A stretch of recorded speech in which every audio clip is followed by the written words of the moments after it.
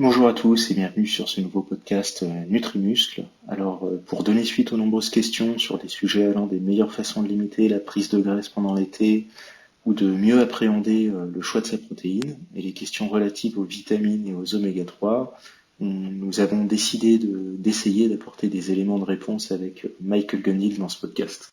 Bonne lecture à tous. On a pas mal la question de comment maigrir avec les protéines. C'est un sujet qui revient souvent et il y a des personnes qui nous demandaient si le gainer était adapté ou pas, donc celui à l'avoine. C'est en substitut de repas, je pense que c'est pas mal parce qu'au niveau du nombre de calories que t'as par rapport à ce que ça va te caler dans l'estomac, c'est assez intéressant.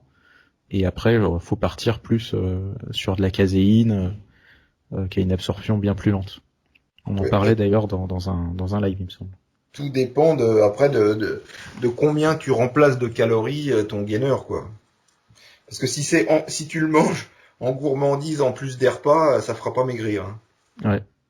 C'est parce que t'as retiré un peu plus de calories d'un repas, par exemple que tu manges au lieu de manger au restaurant le midi, parce qu'on mange toujours trop dans les restaurants, beaucoup plus de calories que ce qu'on pourrait prévoir. Ça peut être par exemple comme ça le midi, hop, tu prends ton gainer, comme ça tu sais exactement combien de calories t'as consommé et tu fais pas d'excès. Exact, ouais. Ça permet ça peut venir en collation si t'as vraiment faim et que plutôt que de prendre un truc plein de sucre ou un espèce de dessert ou un encas. De grignoter un truc que t'achètes à la va-vite. Ça permet d'avoir quand même un truc qualitatif, quoi.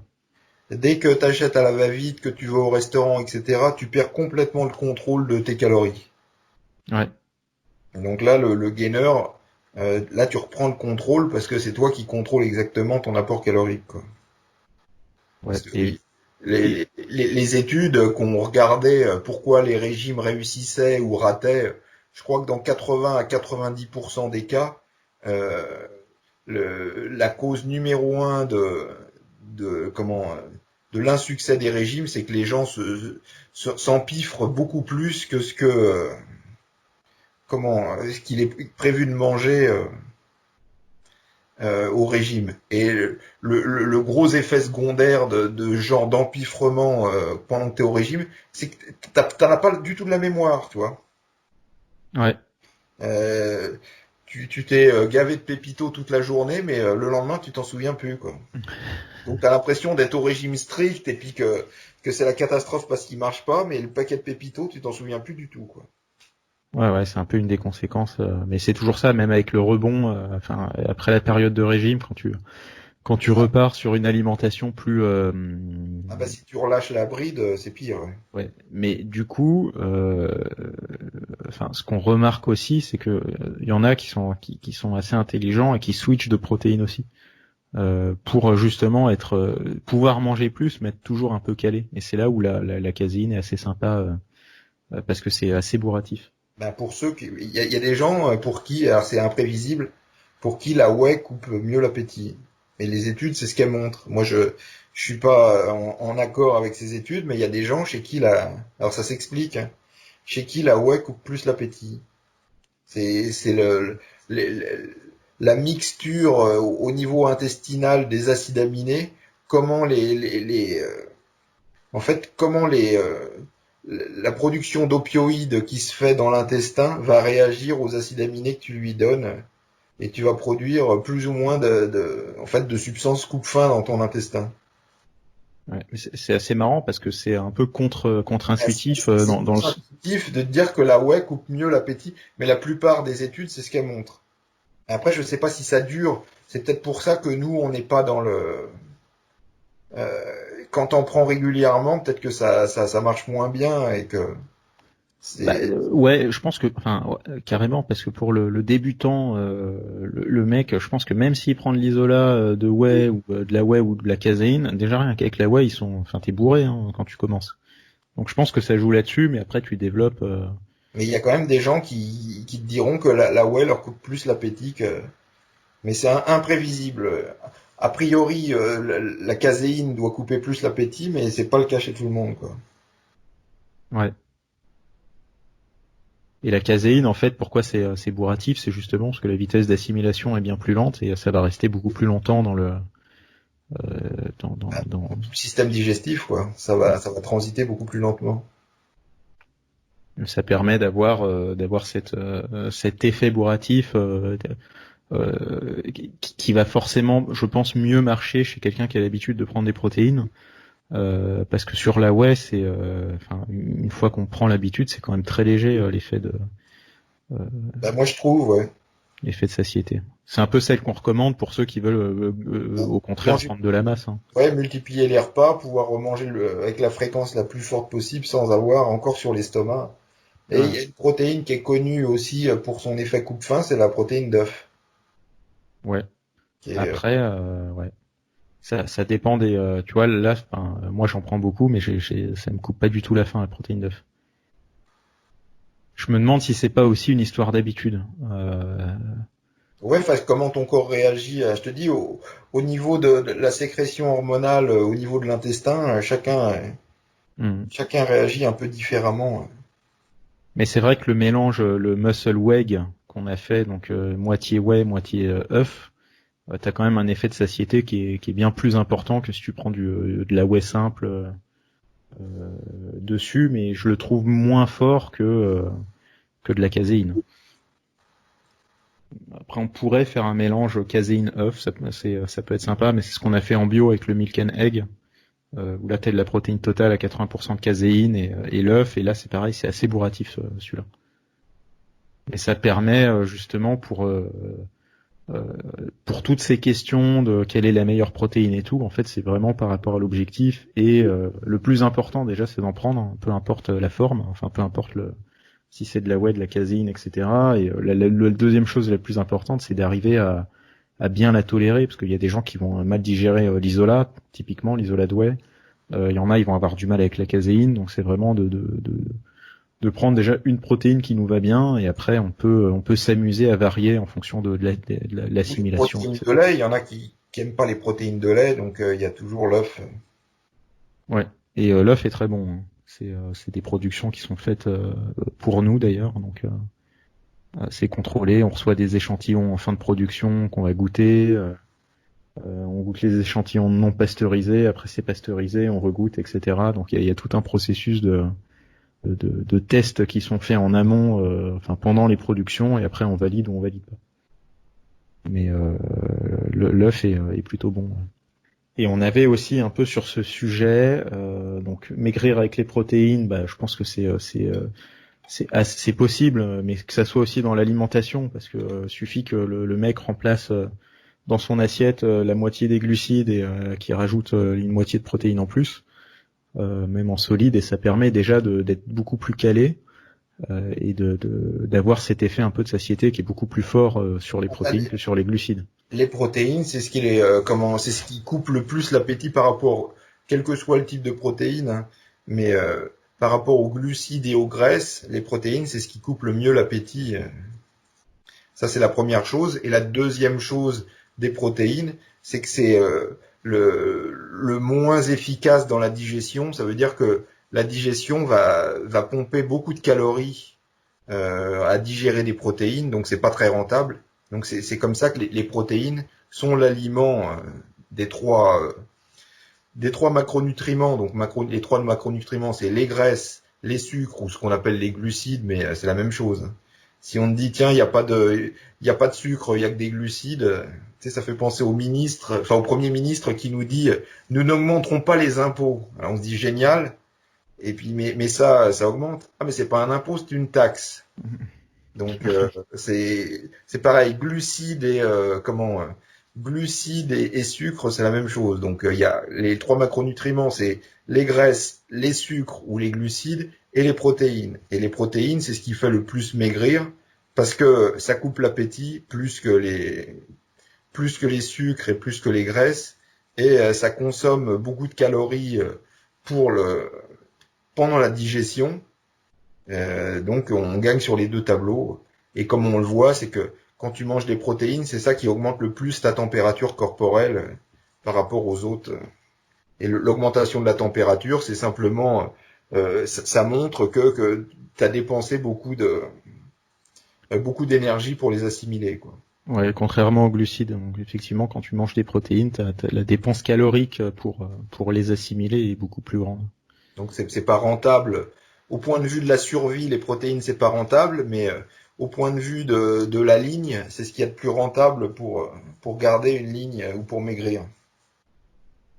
Ouais, donc c'est toujours intéressant. Puis après, c'est comme on le disait, vraiment de choisir sa protéine déjà en fonction de soi, de ce qu'on tolère bien. Et après, pour les personnes qui sont un peu plus qui veulent être plus spécifiques, sans aller à l'extrême, ils peuvent avoir 2 protéines à la maison, typiquement pour avoir un peu la protéine pré-post-entraînement, voilà, et la protéine plus pour la récup du soir, type caséine, isolat de caséine ou protéine totale, qui permet d'avoir pas mal d'acides aminés sur une longue période, et c'est un petit effet bourratif aussi, quoi. Ouais, ou moins cher, t'as un mélange whey caséine en une seule protéine pour pas avoir à investir. 2 protéines, ouais. Bah, Voilà. généralement c'est les mélanges, donc c'est le protimuscle whey caséine en 50-50, et après c'est le muscle whey où il y a de la whey et de l'isolat de whey, et ça va être un peu les deux qu'on recommande pour celui qui veut prendre de la masse et du coup qui a une fréquence où il va en prendre beaucoup plus, il va manger beaucoup plus fréquemment que celui qui veut perdre du poids, qui va plus aller sur du protimuscle, qui reste quand même polyvalent parce que on peut aussi l'utiliser en pré, en post entraînement, et le soir, le matin, c'est assez sympa. Ça permet de n'investir que dans un seul Ouais. pot de protéines, pour ceux qui veulent en acheter beaucoup, quoi. Et après, il y a le muscle whey aussi qui est un peu l'alternative protimuscle, mais c'est moins bourratif, selon moi. Ça permet d'avoir et la whey et la egg, un mélange avec un peu plus avec des acides aminés différents. C'est pour varier, c'est plutôt sympa. Et sur un autre sujet, donc où on a pas mal aussi de questions par rapport à ça, on nous pose souvent la question de comment maigrir et garder sa masse musculaire en période d'inactivité. C'est un peu ce qu'on aimerait tous savoir. Ah bah ouais, là c'est la question à 1 million d'euros. Et plus spécifiquement, en fait, on a ces personnes donc comment maigrir et garder sa masse musculaire en période d'inactivité avec les BCA ou une protéine. Et je pense qu'il y a un biais en se disant que comme la protéine, il y a quand même pas mal de calories. Si on passe sur des BCA qui sont pas forcément moins caloriques, mais si on passe sur des BCA, est-ce que ça va permettre de limiter son apport en calories et toujours de garder sa masse musculaire? Ouais, enfin, l'idée des BCA, ce serait en fait de la surprotéine surconcentrée qui permettrait de prendre moins de protéines. Alors c'est vrai que si on prend des protéines plus BCA, on peut prendre moins de protéines, ce qui fait baisser l'apport calorique. Mais bon, se dire tiens, je vais quasiment prendre du muscle, perdre du gras, et puis tout en restant allongé toute la journée en regardant la télévision ou en jouant aux jeux vidéo, c'est quand même ça me paraît un peu illusoire comme. C'est un peu compliqué, ouais. Je sais pas si le switch, en fait, de se dire bon bah comme je m'entraîne plus, j'arrête la protéine, j'arrête le shaker de protéines et je passe sur du BCA. Je sais pas si c'est pertinent. Souvent c'est j'arrête de m'entraîner et comme j'ai rien à faire, je m'ennuie, je me gave d'autant plus, hein. La réalité, elle est plus là. Ouais. Mais voilà, c'est un peu la question Et ouais, enfin, que tout le monde se pose. Se poser ce genre de questions, c'est déjà mal parti, hein. Là, il y aurait quelque chose, ça serait déjà tout le monde le saurait, je pense. ouais, enfin, à part, ce serait pas dans la protéine, là, ce serait de prendre du natural bioburner ou autre.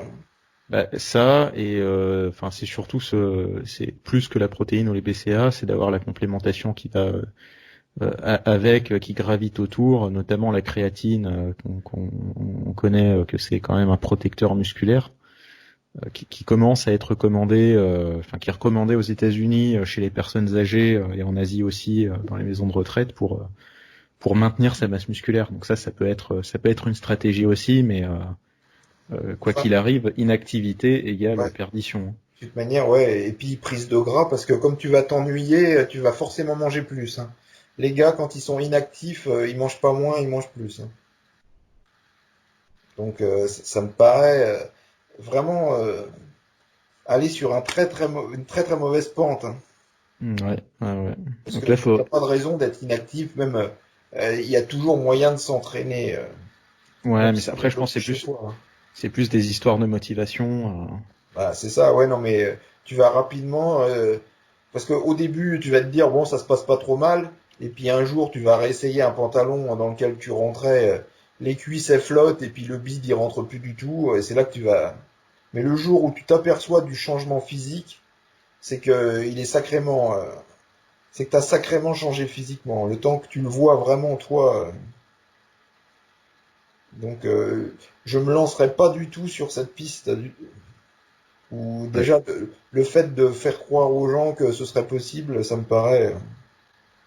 Ouais, c'est un peu compliqué.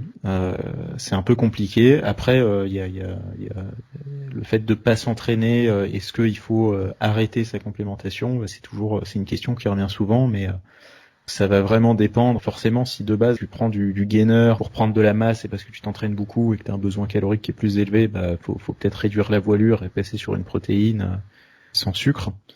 Donc une protéine pure. Et après, la question des compléments type oméga, vitamines, créatine, selon moi, il faut pas arrêter. Hein.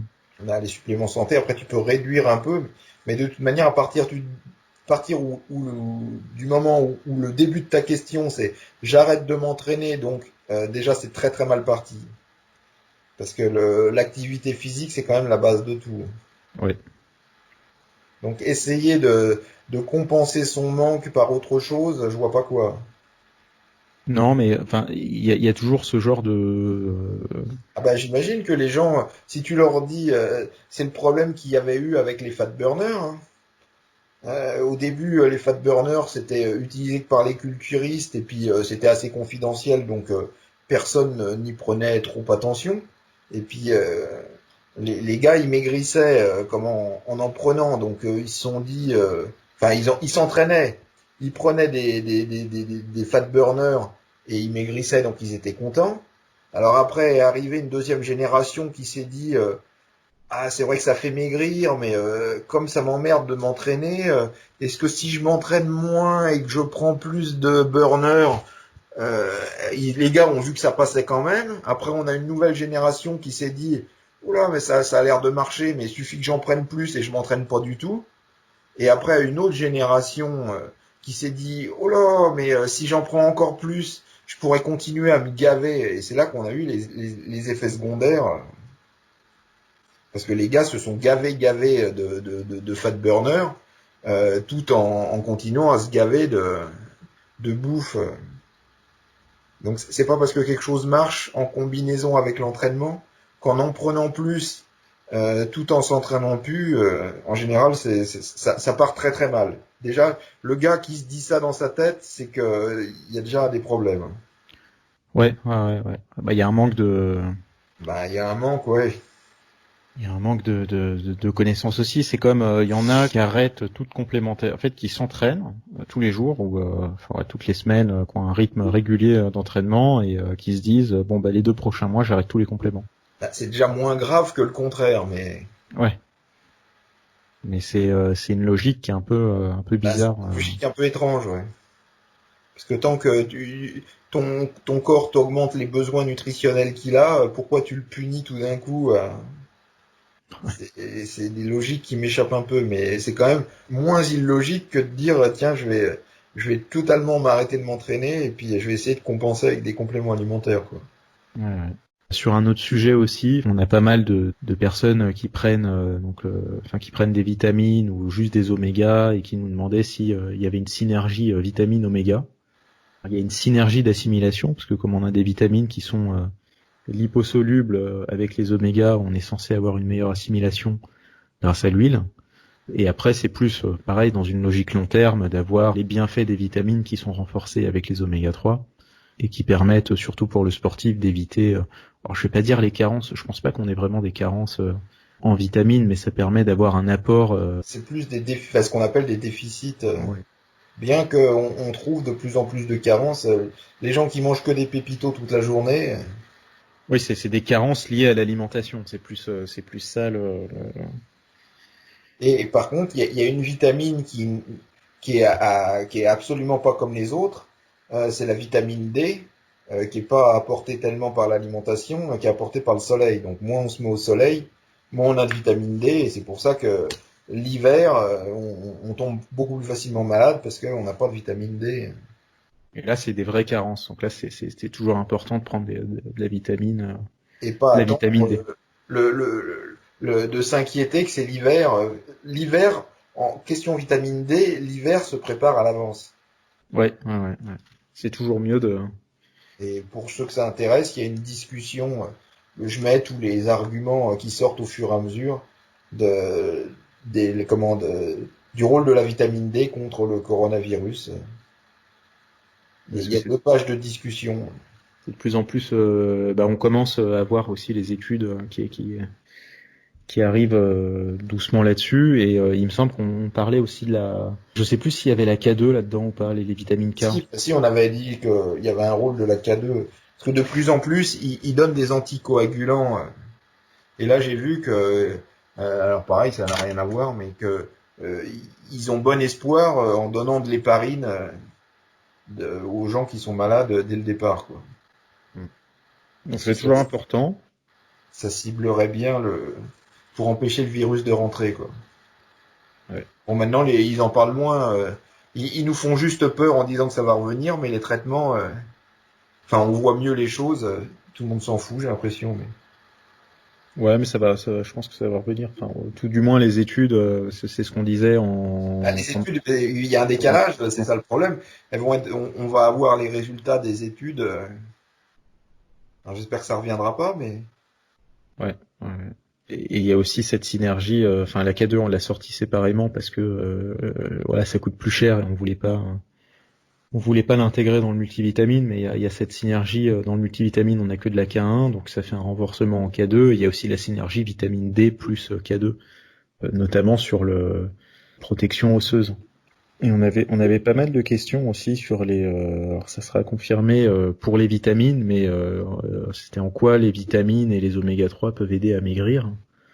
Il y a plus un effet sur les oméga 3 de remplacement des mauvaises graisses par des bonnes graisses, et ça permettait justement d'avoir cet effet amincissant.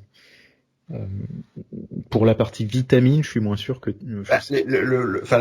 Les vitamines, la théorie et puis qui se vérifie quand même plus ou moins, c'est que les gens qui mangent très peu de vitamines, le corps les pousse à manger dans l'espoir d'atteindre les niveaux minimums de vitamines. Donc un manque de vitamines va augmenter le niveau des hormones qui augmentent l'appétit.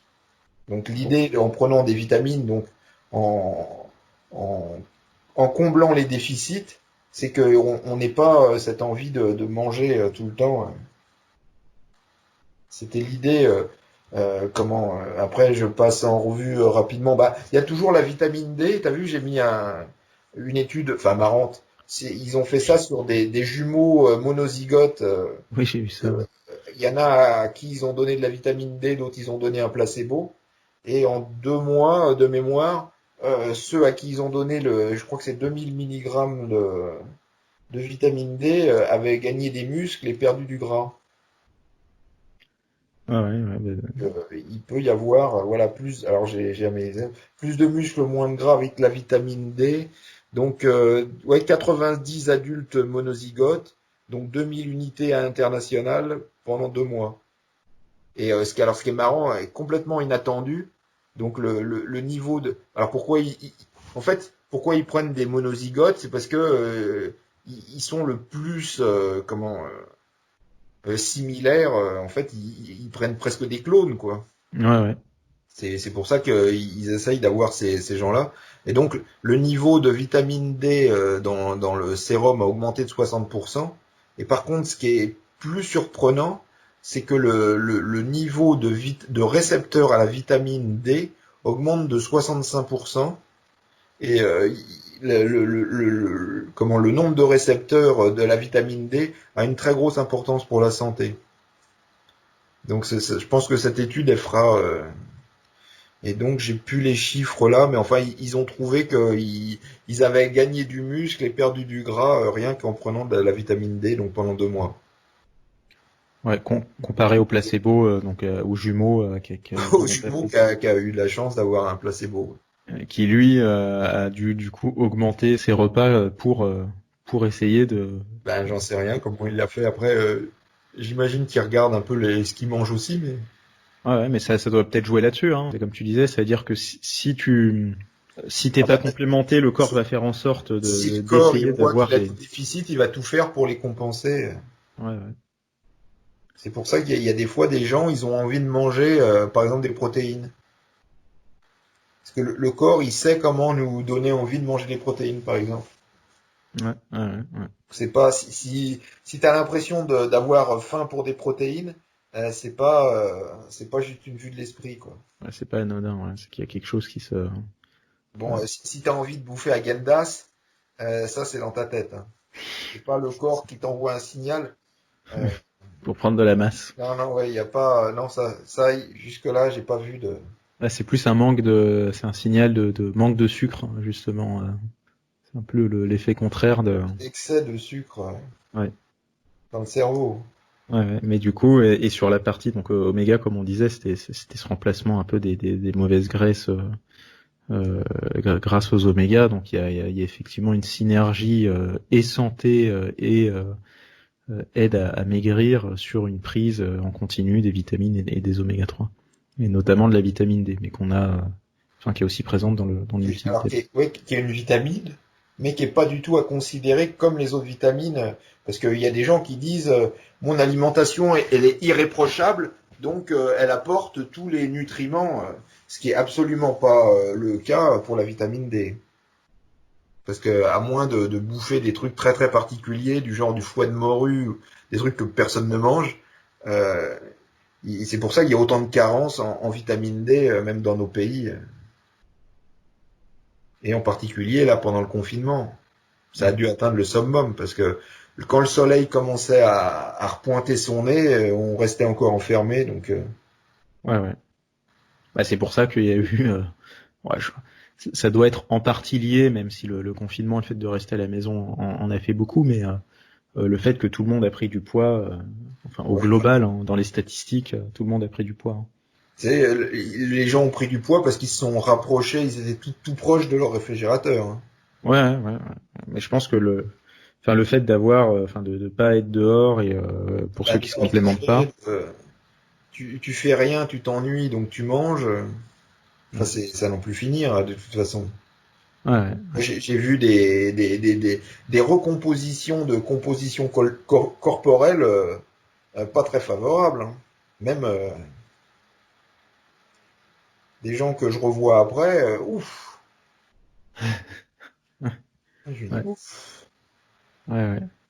Qu'est-ce qui s'est passé là?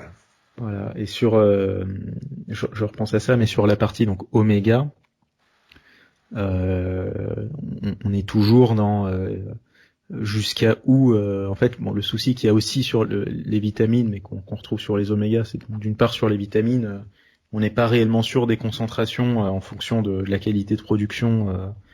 Il y avait pas mal d'études. T'avais mis une étude là-dessus.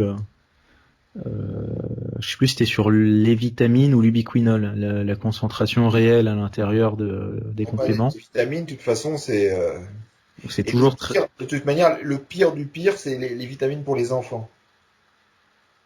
Ça, c'est les trucs où les concentrations sont très très très loin de ce qu'il y a annoncé. Et ça coûte plus cher parce que c'est pour un secteur particulier. C'est les bonbons, c'est les bonbons de vitamines, etc. Ouais, je vois très bien. Il y a ça, et sur les oméga, il y a aussi le fait d'avoir est-ce que l'huile est fraîche ou rance, et ça joue, et ça c'est l'indice Totox. Hein. Nous on en parle beaucoup, c'est aussi sur l'affiche. Tu avais fait une vidéo là-dessus aussi, il me semble. Ouais. Le fait d'avoir donc l'indice Totox, c'est le total oxydation, c'est l'indice d'oxydation de l'huile. Et plus il est élevé, bah forcément l'huile est oxydée et du coup les bienfaits qu'on est censé avoir avec les omégas sont pas forcément là. Euh, Ben, ils sont même pas du tout là et tu payes pour un truc qui va. et potentiellement il y a même des effets nocifs Ah oui. d'avoir une huile, de consommer une huile rance en pensant que c'est bon parce que c'est des omégas, mais il y a beaucoup de monde qui joue là-dessus.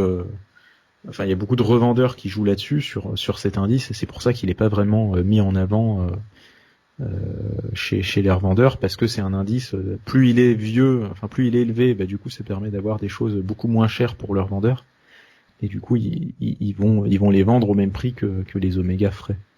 Et c'est un sujet un peu il y a certaines personnes qui consomment des omégas avec des indices très élevés et du coup qui vont pas forcément avoir des effets qui vont consommer en se disant que c'est bon pour la santé, et en fait c'est carrément le contraire.